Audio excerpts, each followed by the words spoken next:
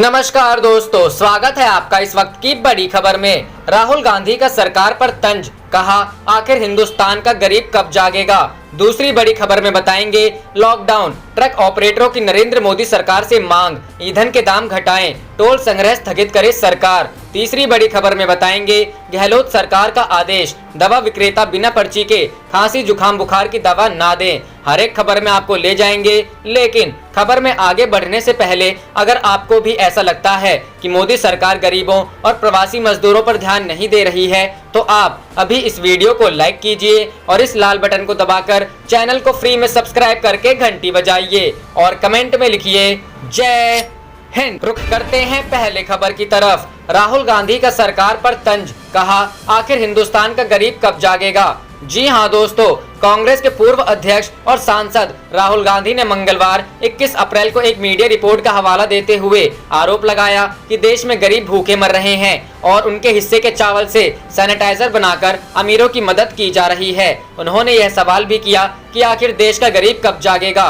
राहुल गांधी ने एक हिंदी खबर को शेयर करते हुए ट्वीट किया, आखिर हिंदुस्तान का गरीब कब जागेगा। आप भूखे मर रहे हैं और वे आपके हिस्से के चावल से सैनिटाइजर बनाकर अमीरों के हाथ की सफाई में लगे हैं। उन्होंने जो खबर शेयर की उसके मुताबिक देश में जारी कोरोना वायरस संकट के बीच सरकार ने गोदामों में मौजूद अतिरिक्त चावल का उपयोग हैंड सैनिटाइजर की आपूर्ति के वास्ते जरूरी एथेनॉल बनाने के लिए करने का फैसला किया है। वहीं राहुल गांधी ने एक अन्य ट्वीट में लिखा, दुनिया में कच्चे तेल की कीमतें अप्रत्याशित आंकड़ों पे आ गिरी है, फिर भी हमारे देश में पेट्रोल 69, डीजल 62 प्रति लीटर क्यों। इस विपदा में जो दाम घटे सो अच्छा, कब सुनेगी ये सरकार। गांधी ने अपने इस ट्वीट के साथ एक खबर का स्क्रीनशॉट भी शेयर किया है जिसकी हेडलाइन है, कच्चे तेल के दाम में ऐतिहासिक गिरावट, बोतल बंद पानी से भी हुआ सस्ता। रुख करते हैं अगली खबर की तरफ। लॉकडाउन, ट्रक ऑपरेटरों की नरेंद्र मोदी सरकार से मांग, ईंधन के दाम घटाएं, टोल संग्रह स्थगित करें। जी हां दोस्तों,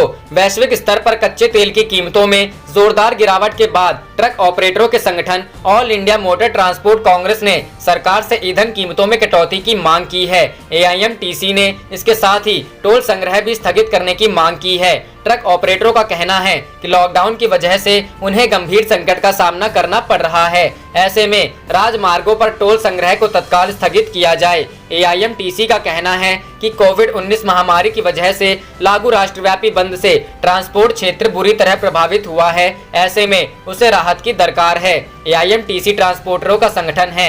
इसके सदस्यों में 95 लाख ट्रक ऑपरेटरों और इकाइयों शामिल हैं। AIMTC के अध्यक्ष कुलतरन सिंह अटवाल ने कहा, डीजल और पेट्रोल कीमतों में बढ़ोतरी से हमारी स्थिति और खराब हुई है। ईंधन कीमतों में कटौती नहीं की जा रही।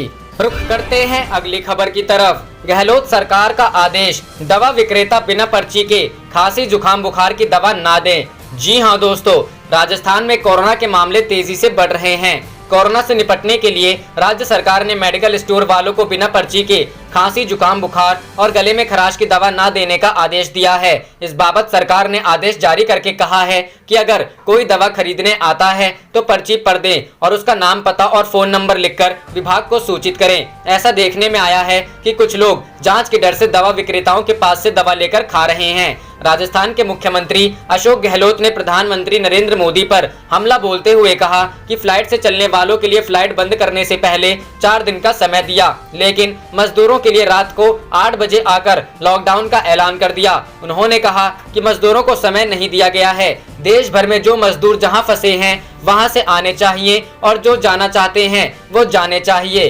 राजस्थान के मुख्यमंत्री गहलोत ने सोमवार को कहा कि 5 राज्यों की सरकारें कोटा से अपने छात्रों को वापस ले जाना चाहती हैं। इन राज्यों में मध्य प्रदेश, छत्तीसगढ़, गुजरात, पश्चिम बंगाल के अलावा असम की सरकार शामिल हैं। हालांकि उन्होंने यह नहीं बताया कि ये सरकारें अपने राज्यों के छात्रों को कब और कैसे ले जाएंगी। रुख करते हैं अगली खबर की तरफ। कोटा से बच्चों को ले जाने के लिए नीतीश, ममता को छोड़ सभी CM हुए तैयार। जी हां दोस्तों, कोरोना से जारी जंग के बीच राजस्थान में कोटा के बच्चों को लेकर मुख्यमंत्री अशोक गहलोत का बयान आया है। CM अशोक गहलोत ने कहा कि कोटा के बच्चों को भेजने के लिए हमने देश के मुख्यमंत्रियों से बातचीत की है। बिहार और पश्चिम बंगाल के मुख्यमंत्री नीतीश कुमार और ममता दीदी के अलावा सब तैयार हैं। सीएम गहलोत के मुताबिक ममता बनर्जी और नीतीश कुमार का कहना है कि हमारे बहुत सारे मजदूर फंसे हुए हैं, हमारी कुछ मजबूरियां हैं, लेकिन ये 14-15 साल के मासूम बच्चे हैं, इनके लिए भारत सरकार ने पहले ही इजाजत दी थी, अब सोचना चाहिए। इससे पहले सोमवार को राजस्थान के सीएम ने कहा था कि कोटा में फंसे अपने राज्य के छात्रों को ले जाने के लिए 5 और राज्य सहमत हो गए हैं। इसमें मध्य प्रदेश, गुजरात, पश्चिम बंगाल, छत्तीसगढ़ और असम शामिल थे, लेकिन अब बिहार और पश्चिम बंगाल पीछे हटते नजर आ रहे हैं। वहीं झारखंड के मुख्यमंत्री हेमंत सोरेन ने कहा था कि उनके प्रदेश के बच्चे भी घर जाना चाहते हैं, लेकिन उन्हें वापस लाने के लिए हमें केंद्र सरकार से आदेश नहीं मिल रहा है। मुख्यमंत्री सोरेन ने सवाल किया था कि एक ही देश में 2 तरह के नियम कैसे लागू हो सकते हैं। उत्तर प्रदेश के बाद मध्य प्रदेश ने भी राजस्थान के कोटा से अपने बच्चों को वापस लाने की प्रक्रिया शुरू कर दी है। लॉकडाउन की वजह से मध्य प्रदेश के करीब 2000 बच्चे कोटा में फंसे हैं। इन्हें लाने के लिए मध्य प्रदेश सरकार की ओर से 150 बसों का काफिला कोटा भेजा गया है।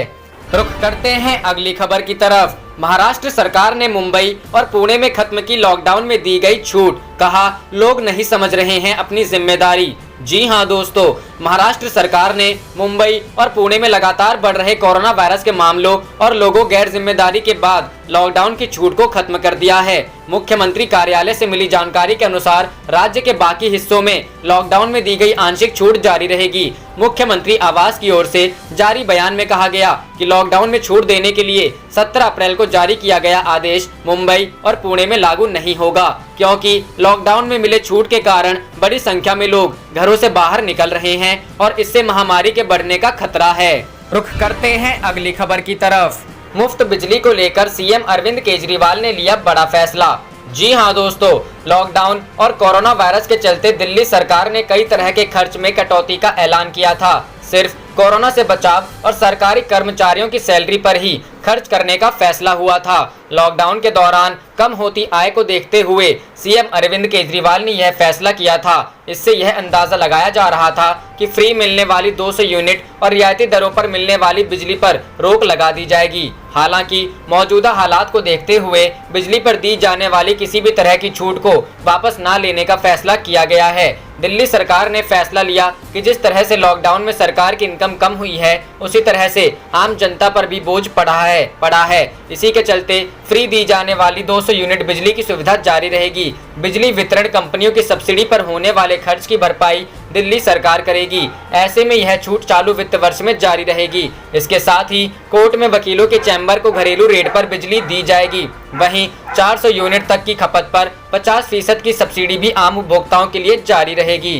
रुख करते हैं अगली खबर की तरफ। गरीबों की मदद के लिए आगे आई प्रियंका, आजमगढ़ के लिए भिजवाया एक ट्रक खाद्यान्न। जी हां दोस्तों, कोरोना महामारी से निपटने के लिए लॉकडाउन की घोषणा की गई है, जिससे पूरे देश में दिहाड़ी मजदूर, ठेले वाले, खोमचे वाले, भूमिहीन किसानों और मजदूर वर्गों को भुखमरी का सामना करना पड़ रहा है, जिनकी सहायता के लिए कांग्रेस महासचिव प्रियंका गांधी ने आजमगढ़ जिले में लगभग 15 लोगों को स्वयं की देखरेख में खाद्यान्न व दवाएं पहुंचाई हैं। कांग्रेस कार्यकर्ताओं की मेहनत को देखते हुए जिले के जरूरतमंद लोगों के लिए एक ट्रक खाद्यान्न भेजा गया है। इस निर्देश के साथ कि खाद्यान्न ऐसे जरूरतमंद लोगों में वितरित किया जाए जिनको सरकार प्रशासन द्वारा मदद ना पहुंची हो, और खास तौर से विधवाओं, विकलांगों व आर्थिक रूप से कमजोर लोगों का विशेष ध्यान दिया जाए। कांग्रेस द्वारा समय समय पर सरकार को सुझाव भी दिया जा रहा है। वहीं पर उत्तर प्रदेश में प्रियंका गांधी द्वारा Congress fight corona WhatsApp group बनाया गया है, जिसमें उत्तर प्रदेश में समस्त जिलों के जिलाध्यक्ष व प्रदेश के समस्त पदाधिकारी समेत प्रदेश के महत्वपूर्ण नेता जुड़े हुए हैं।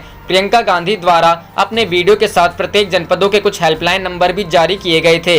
हेल्पलाइन नंबर पर जिन लोगों द्वारा सहायता मांगी जा रही है, उनको सहयोग के रूप में जो भी संभव हो रहा है, कांग्रेस कार्यकर्ताओं द्वारा राहत कार्य पहुंचाया जा रहा है। रुख करते हैं अगली खबर की तरफ। दिल्ली गाजियाबाद बॉर्डर पर लंबा जाम, वाहनों की लगी लंबी कतार। जी हां दोस्तों, दिल्ली गाजियाबाद बॉर्डर पर सड़क के बीच लंबा जाम लगा हुआ है। दरअसल कोरोना के बढ़ते खतरे को देखते हुए गाजियाबाद से दिल्ली आने जाने का मार्ग बंद कर दिया गया है। जिला प्रशासन ने यह कदम दिल्ली जाने वाले 6 लोगों के कोरोना वायरस से संक्रमित होने के बाद उठाया है।